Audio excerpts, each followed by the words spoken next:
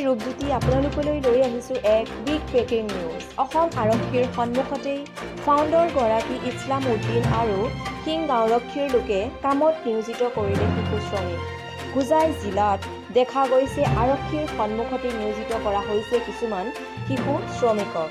হোজাই জিলাৰ মুৰাঝাৰ আৰক্ষীয়ে বৃহৎ সফলতাৰে চোৰাং গৰুৰ লগতে গাড়ী জব্দ কৰিবলৈ সক্ষম হৈছিল যদিও মুৰাঝাৰ গৰুবোৰ ৰক্ষাৰ পৰ্যাপ্ত ঠাইৰ অভাৱৰ হেতু উদালিলৈ লৈ অনাৰ ব্যৱস্থা কৰা হৈছিল।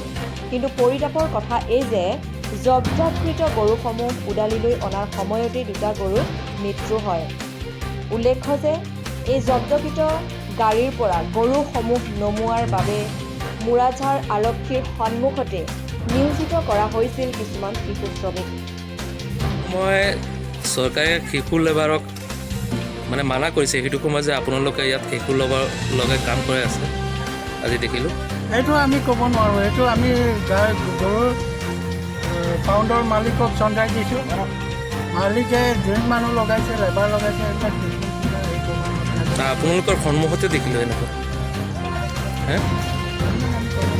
এইবিলাক ওপৰৱালা ভাৰপ্ৰাপ্ত বিষয়া আছে, তেওঁক আপোনালোকে সুধি পেলাই তেওঁৰ পৰা হেৰি কৰিব। আমি গৰু ক'বলৈ আহিছোঁ বস্তু লেবাৰবিলাক সৰু, এইটোতো সঁচাই।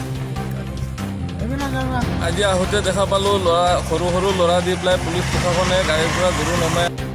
যি সময়ত শিশু শ্ৰমিকৰ বিৰুদ্ধে ৰাজ্যৰ বিভিন্ন ঠাইত অভিযান চলাই অহা হৈছে, ঠিক সেই সময়তে আৰক্ষীৰ সন্মুখত শিশু শ্ৰমিকক কামত লগোৱাৰ এই ঘটনাই হোজাই জিলাৰ সচেতন মহলৰ চকু কপালত তুলিছে। লংকাৰ পৰা অলিউৰ ৰহমান ৰিপৰ্ট।